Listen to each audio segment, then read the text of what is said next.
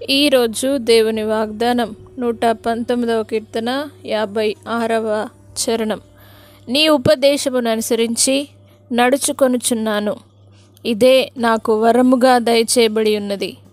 నా ప్రియ సహోదరులారా, దేవుని వాగ్దానం సెలవిస్తూ ఉన్నది, నీ ఉపదేశమును అనుసరించి నడుచుకొనుచున్నాను అని కీర్తనకారుడు సెలవిస్తూ ఉన్నాడు.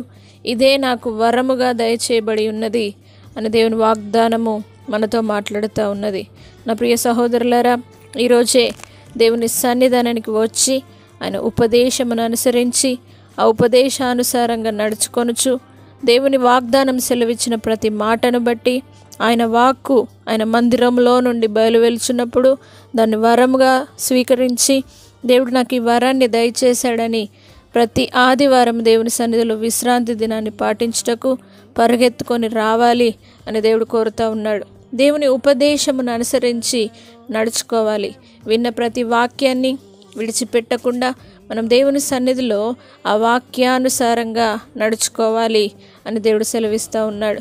ఆ వాక్యాన్ని విని దానినే దేవుడు సెలవిచ్చిన విధంగా ఇదే నాకు వరముగా దయచేయబడుచున్నదని భక్తుడు సెలవిచ్చిన విధంగా ఆ వరాన్ని మనం పొందుకొనుటకు ఆయన మందిరంలోనికి వచ్చి ఆశీర్వాదం పొందుకుందాం.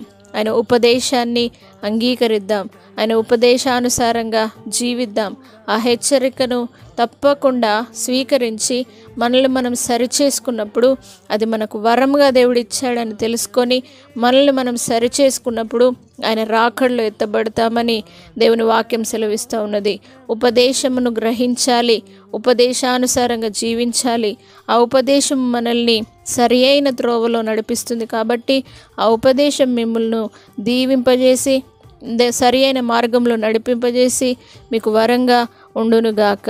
ప్రార్థన. పరిశుద్ధుడా, నమ్మదగిన దేవా, ఈ విశ్రాంతి దినాన ప్రతి ఒక్కరిని సన్నిధానానికి కృతజ్ఞతాస్తుతులతో కీర్తనలు పాడుచు పరిగెత్తుకొని వచ్చుదురుగాక.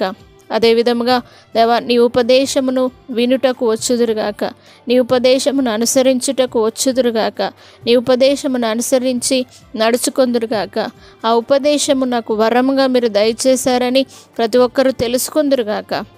అలాంటి కృపను ప్రతి ఒక్కరికి మీరు అనుగ్రహించి నీ సన్నిధిలో నుండి ప్రతి ఒక్కరిని ఉపదేశము ద్వారా హెచ్చరించి సరిచేసి అద్భుతమైన మార్గంలో నడిపించగలరని నజరేయుడైన యేసు పరిశుద్ధ నామమును బట్టి అడిగి వేడుకుంటున్నాము తండ్రి.